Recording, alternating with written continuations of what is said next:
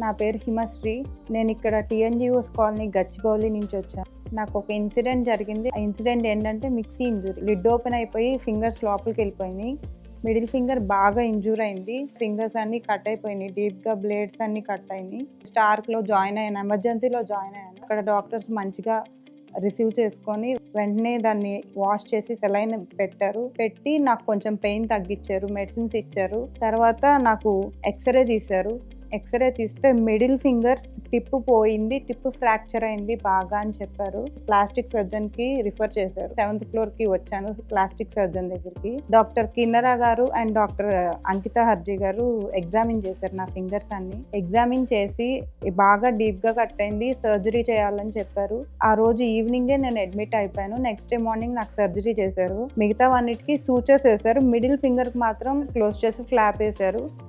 తర్వాత నేను 15 to 20 days, 3 daysకి ఒకసారి, 4 daysకి ఒకసారి నేను డ్రెస్సింగ్కి వస్తూనే ఉన్నాను. ఇంట్లో ఎలా చేయాలో కూడా నాకు ఎక్స్ప్లెయిన్ చేశారు.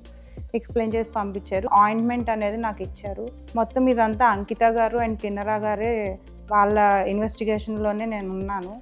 ఫస్ట్ నుంచి లాస్ట్ వరకు వాళ్ళే నన్ను మొత్తం చూసుకున్నారు. And especially doctor Kinnara and doctor Ankita గారికి నేను చాలా స్పెషల్ థ్యాంక్స్ చెప్పాలి.